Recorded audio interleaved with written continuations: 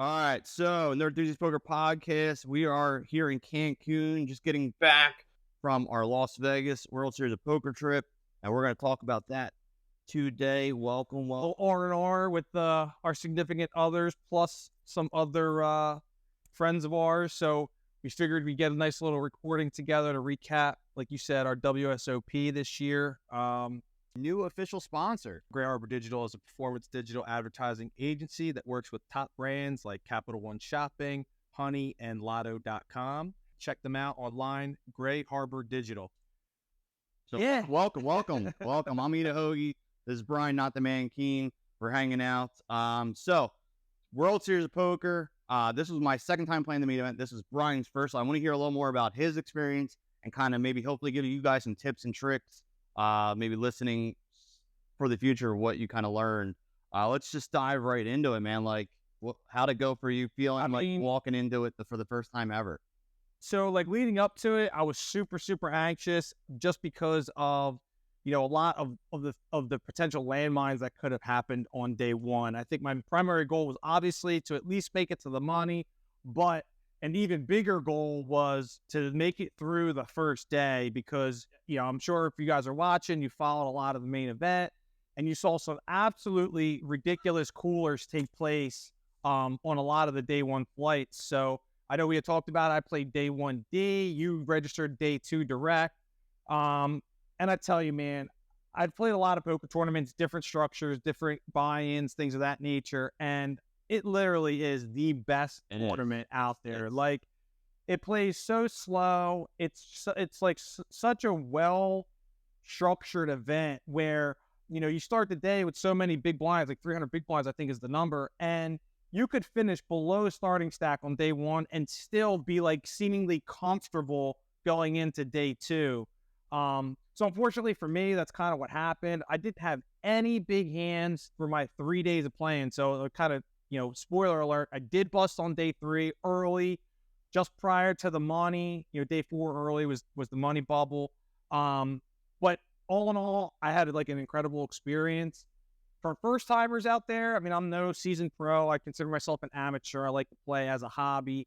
If you are looking to fire the main, don't play outside of your capabilities, right? Because I think a lot of the times you get caught up in it being such a big event, and some people are playing like super aggressive because they know a lot of the people in the field are trying not to bust on day one. So don't try anything that would put you in a position to have to like risk all your chips. And I saw so many people playing that they didn't have to bust on day one, and they absolutely did, like shoving hundreds of big blinds in with a really good hand. But then unfortunately for them, there was just that cooler and it set them up. I think one of the pros I saw on, I can't remember who it was, he made a good point. He says, on Twitter, he was saying, people always come up to me on the day of the main event. They go, what should I do? He goes, now's not the time. Like, don't change your game plan. Like, you study and prepare up into that moment. So if you're going to play next year, start working on your game now. Yep. Don't plan to go in there that day and change everything. Just something different. Just whatever your game is, that's what you want to go in with, what because you start changing things and trying different things, you're absolutely going to get destroyed and it's going to throw you way off. Yeah. I mean, I think, for the most part, my ceiling for the 3 days, I think I got to like 120K the second day, and I was in a really good spot. But then the same thing, like you run into those cooler type situations where, luckily enough for me, I know better not to get all my chips in. But I ran set over set in one hand that really, really crushed me. And then I went into day 3 fairly short. I went in with like 25, 26 big blinds. And then, the ultimate cooler spot, I ran queens into aces, all in pre, and that was it. Like, GG, hit the showers, had a couple drinks, I enjoyed the rest of my stay. I was at the pool a lot. Yeah, no, I know. It's funny because, and it's kind of getting off topic, I right after I registered, like I legit like instant register for the 777, and who I get sitting next to, Bing Wang, the absolute, like the dude's running so hot. And I think the highlight of my trip is, I mean, he was opening every hand. This is getting away from the main, and I snapped him off in an all-in spot and busted him. And I was like, yes, I busted big wang. And then he literally late regs with like probably a minute left and winds up spinning it up. So finished like top 15 or something like that. Crazy. Like, crazy. Sorry, But he took out a champ. now I know that was like my highlight of my trip. I think a couple quick tips I want to throw out there. If you're like us, where I mean, we play a little bit more, but let's say you're just going out for the main event. Okay, this is the only event you're going out for the most part. Here's a couple recommendations I would make, and I think Keen will agree with me. One, don't plan, especially like I said, if you're not a grinder that plays a million tournaments, and this you play once in a while or whatever you're playing the meet, don't show up there the night before or that morning, like flying in from somewhere a few hours away.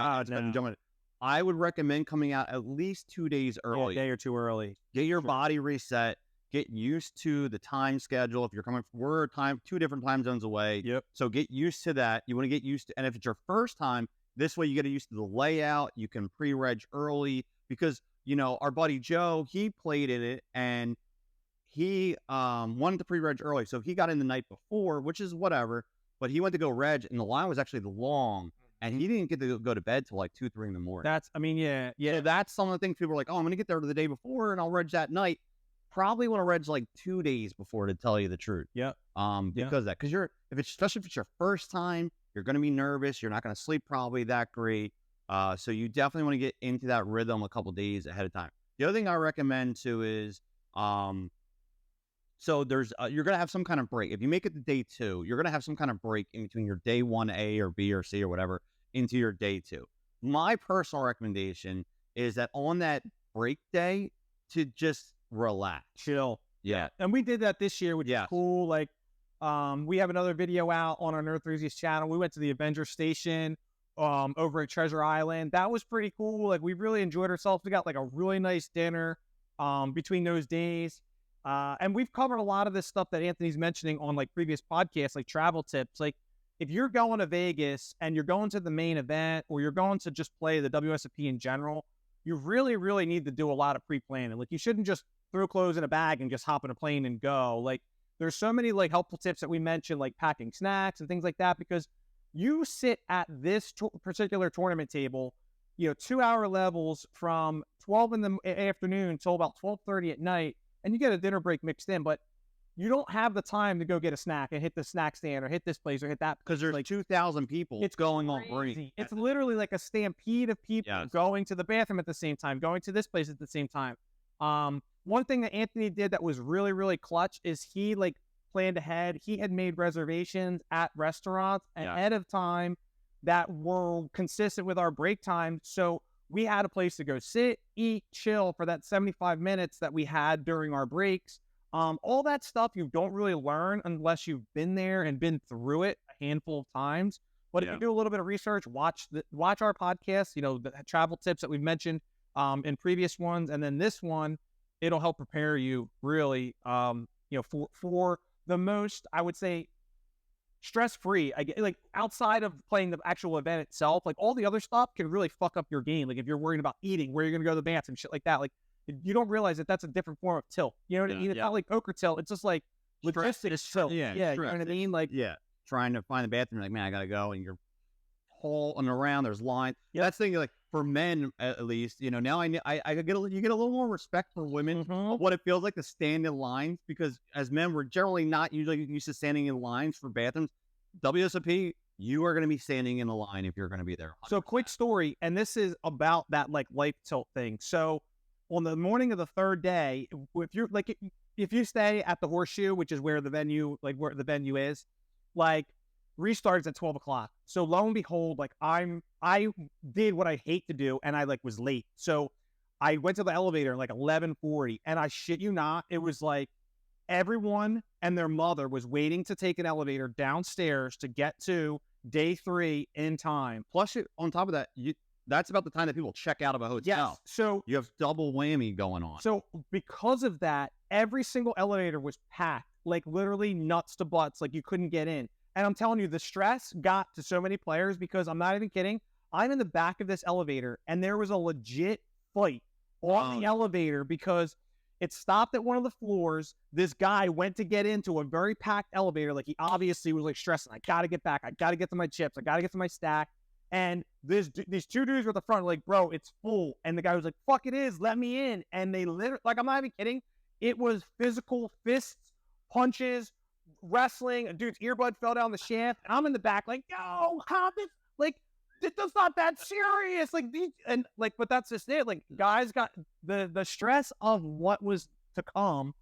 And like, seriously, what would you have missed? Like, maybe like the first 5 minutes of a 2-hour level. Like, but again, if it's someone that's never played, they got $10,000 of their cash on the line. Like, yeah, this is like, it got to them. It gets to them, and you got to avoid those tilt situations. Like you said, the life tilt. You don't. It was wild. Like the dude obviously wasn't thinking, and he got there late, and then he suffered as a result. I mean, I didn't really give a shit because I'm like, you know, I'm gonna get to the table and I maybe miss like a hand or two at the most. Like, no big deal. But this guy was like hell-bent on getting to his stack at 12 on the dot. Yeah. And he was ready to fight for it. And it's like, you could have just got kicked out of the casino and you wouldn't even be able to get to your stack. You know what I mean? Like, straight. But that's where we're at with it. I would say another good life lesson, too, is it's a long event. And if you're obviously there to win and run deep, mentally plan to make sure that your life at home, whatever that may be, is scheduled. Yep. Because if you make a deep run, you're playing literally the entire next week. So if you come out there on like a Wednesday or Thursday or whatever, and you make a deep run to 5, 6, 7, that's a whole week. So make sure that ahead of time that things like your work, your pets, your family, your wife, your kids, like make sure that those things are all scheduled out, that you have if you have to get a nanny or a babysitter or someone has to come walk the dogs, like, you walk dogs every Thursday, but you're not home that day. So like those little things. Yeah. If you prepare ahead of time and just spend a day or two like prepping, like who's going to take care of this? Who's going to water the plants? Who's going to take care of the baby? Who's going to take all those logistics of your life, then you're not on day 5 and all of a sudden now you're in the money. You're playing for hundreds of thousands of dollars. Exactly. Every decision is like, and your significant like significant money. And your significant other's blowing up your phone because what the fuck? Like the dog just puked all over the floor. It's like, look, hon, you're going to figure that out. So if you want to avoid that mental stress of that kind of stuff, first off, find a significant other that supports you in the poker world. That's step one. Yes. Because that makes a huge difference. I mean, me and Brian are lucky that we have people in our lives that support us and they appreciate what we're doing. They understand our dreams and goals and things like that. And we also respect them and compromise on certain things. At the same time, it's a give and take. But if you have someone that's like not on board, that's going to be really hard, step 1. But step 2, make sure the logistics are all taken care of. Because I'm telling you, I haven't made it to day 5 or 6, but I make sure I plan to for a day 5 or 6 run, and that's important. Like mentally be ready to make that run. Like tell yourself, I'm going to get to that point, right? Yeah. Like PMA, do positive mental attitude. Yeah. Like if you don't envision yourself making it to that point, you're never going to make it to that point. So no, that's a good tip. Yeah. I mean, I know you made it a little bit further than I did. Day 3, I mean, I think you busted out just a couple hundred people from the money in an absolute gross spot as well. What was your experience? So, day 2, I came in. So here's another recommendation. If you're more of an online grinder, like I feel like I'm more of an online grinder, but I do okay live as well. You're not used to really playing deep, like 300-400 bigs deep. And so you can come into day 2 and you can late reg and start day 2 with about 60, 70 big blind range, which is kind of my comfort zone for online. Generally when you're playing online, you might start off 300 bigs, but an hour in, you're down to like 100 bigs or less. Yeah. So that's kind of like my safety range is like 67 big blinds. So I was like, I feel comfortable just coming in on day 2. So if you're an online player primarily, you might want to explore that option as well. If you're a cash player, you play a lot of deep stacks, stuff like that. You're probably just going to want to jump to day 1 and go for it. I came in day 2. I felt refreshed. We all hung out the night before, relaxed. I came in very refreshed. I felt really good. And started building a stack, chipping up. Yeah, you got chipped up fairly. Like I think after the first level, you had like a decent. You had probably like 100, 120, 140. You just doubled. Like you were like 140. And nothing crazy. Like I didn't have monster hands. I just was taking advantage of little spots, picking my spots, like super in tune, and ended up day 2 pretty solid. Had Conrad Simpson on my table across from me, so that was a little bit dynamic. He's from the podcast Only Friends.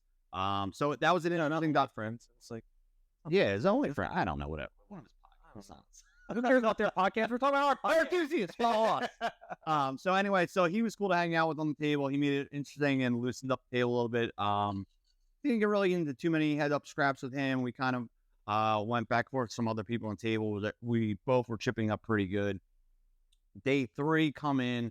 And of course, I think you texted me. Oh, yeah, that's right. I forgot about that. Yeah, good morning. Sean Deeb's directly to your left. Yeah. I was like, come on, man. Like, that's the thing in the main. You never know who you get. It's such a wide range. Yeah. Of any other tournament in the world, it's the widest range of players you're going to see. You could get a woman from Arizona who this is her first tournament ever playing, and she just played because she saw it on TV, to like the world's greatest pros. The whole range and gambit are there. And so Sean Deeb to my left, right? So the whole table, everyone knows. Ironically, he's sitting, and to the back of him is his 2018, I think, is like Player of the Year banner is like behind him. Yeah. Right?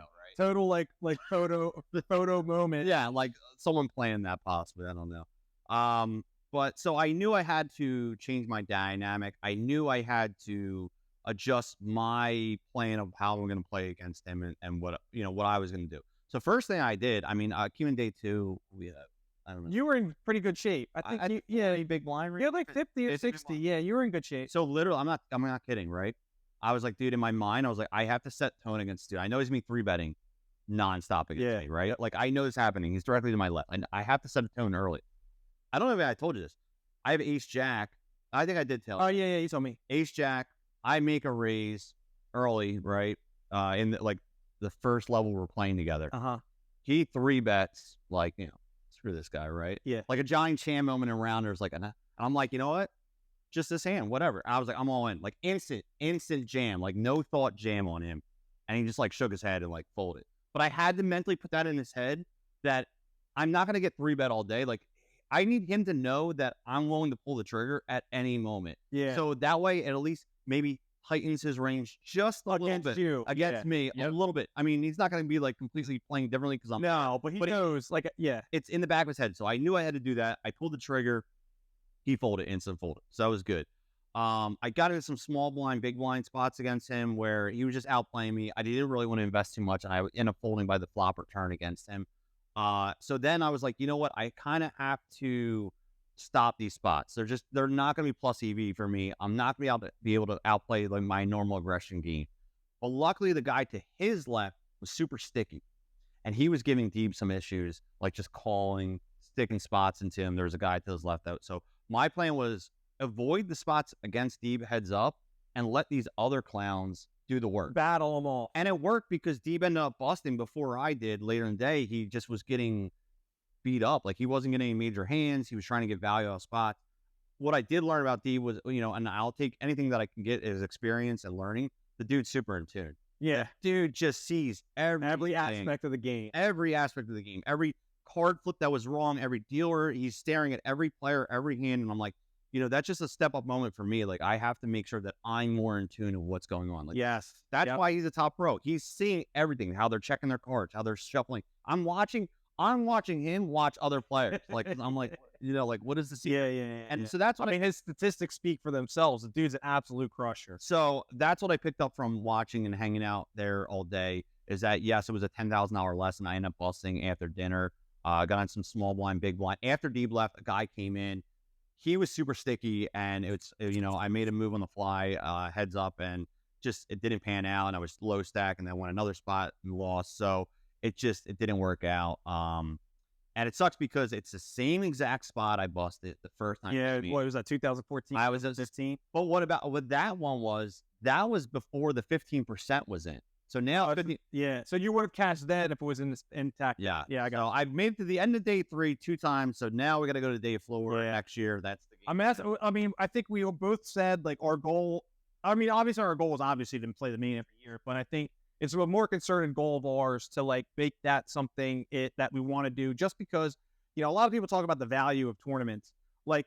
There's so much incredible value in that event alone because of the sheer numbers and the prize pools, right? You make a deep run of the main, you're looking at a potential, 6-figure score. Whereas compared to you making a deep run in a $500 or $1,100 event, you're maybe looking at the best four figures, maybe 5, low 5s, for pretty much playing the same fucking game. Yeah.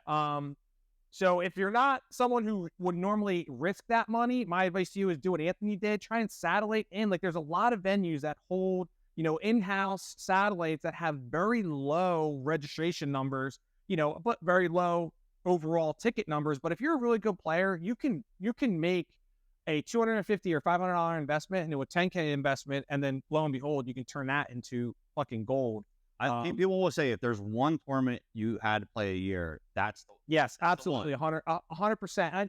And I would never have justified buying in direct if we didn't have the extra scratch from lingo and stuff like that. Yeah. But after playing it, it's like, man, like I go to Vegas every summer and I drop a couple $1,000, probably what I played to play the main event, and it's like, it's going to be hard for me not to play the main event now just because of how great a tournament it really, really is. Like, I'll be disappointed if I go next year and I don't play just because I know how much I enjoyed it this year. Like, even busting on day 3, like I left, like, obviously a little bit dejected, but at the same token, I was like, dude, that was awesome. Like, I had such a great time. You mentioned you sat next to Sean Deeb. I sat next to Matt Affleck for half the day on day 2. I sat next to Benny Glazer for half the day on day 2. And just like, just talking shop, you know what I mean? Not just poker shit, just like regular overall shit. Like we were talking about like, the tournament was out there for the summer league. We were talking about basketball. We were talking about all kinds of different stuff. Benny Glazer was talking about his band. And I'm just like, bro, like this is it. Like, this is what it's all about. Yeah. So, enjoying the ride. Just enjoying the ride. Yeah, absolutely. Absolutely. So that's what I got so far for the, review of kind of like how it went. Obviously, like I said, didn't do anything. I'm going to throw out my little story here at the end, just a little bankroll saver. So Thursday, I'm supposed to fly home the following week, Thursday night, right? So me and Mikey Mush, who I'm staying with, we decide I have a late red-eye flight, like 10, 11 o'clock at night. So I'm like, yo, we're going to go to dinner. We went to this Italian place in Caesar's Forum. I can't think of the name of it. Solid, though. First floor. Then we're going to the shit. You went to the shit. Yeah. Which, listen, I'm light of hand, dude. Legit awesome show. Definitely worth the tickets. I think it was like $60 or $70 for the tickets. We went there. Awesome show. Shout out to that show, Shin Lim, if it's in the Mirage. Now wait, he was on like America's Got Talent or something like that. He won like all these accounts. He won like some big like Magician of the Year that like is a big deal, and then he won America's Got Talent. And so the dude's like, and then there's like mentalists with him. It's mind-boggling stuff, which is like bothersome. Like sometimes you see someone do a magic trick and you're like, I know I do it, but I don't really know. Like I know he did something here, and they're like, he's like, how the fuck did he do? I'm just like looking. I'm like, I don't even comprehend how what just took place, what is going on right now, and how things are happening. Like I like something you're like, oh, something pops up, and I just don't know how. I'm like, no clue. Mike's looking at me. I'm like, it's a mind-boggling show. And so, Mike was probably Mike loved it. Mush was all about it, dude. He loved it. Yeah. So anyway, so we're driving to the airport afterwards, get a delay on my phone. I'm like, here we go. And then we're going there. I'm still going to go. And then I get a cancellation notice to the next day. And so we're coming back, and then there's no direct flight. They want me to fly to Orlando, but they can't guarantee the crossover. So I'm like, I'm just staying to Saturday. So because he had a room to Bellagio Saturday. I'm just going to stay here, crash with you. I got a room. So then Friday, end up doing the Horseshoe Daily because I'm like, I can only play a one-day event. Yeah, and they had canceled it like almost every day during the main. So that's another thing too. Like if you're going out there during the main and you're looking to play those side events, good luck because they canceled every single side event that whole week. Like I know like people were anticipating like playing if they busted in something smaller, but they wasn't even available. Like there wasn't really much for you to play if you busted out of the main event. You got to play at other casinos, other venues. Yeah. So end up playing, put one bullet in, end up busting, and I'm like, all right. And I had like no money left. I'm like on tilt because like my roll's like busted for the week. You're on fumes. Your wallet coughs at you. I like have like $150 left. I have like $50 for food and like 100 just to gem with. I walk out, I'm all the gen. I'm like, all right, time for slot squad to kick in. Put 100 in machine. Boom, bang for 1,300 in the slot. I'm like, we're back. So then I'm like, you know what?